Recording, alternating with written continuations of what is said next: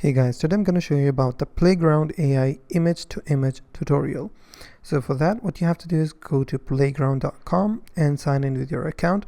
So once you have created your account and signed in, you will land on this page. What you have to do is simply click on create button, and then you have to click on start design from image. Click on it.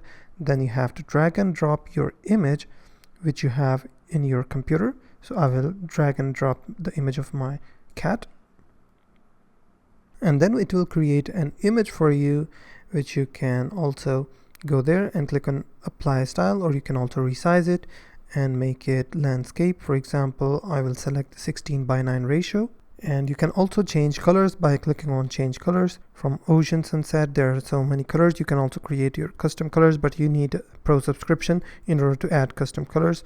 For instance, if I add ocean sunset, it will apply these colors into the image. So that's basically how you can generate image to image with the help of Playground AI.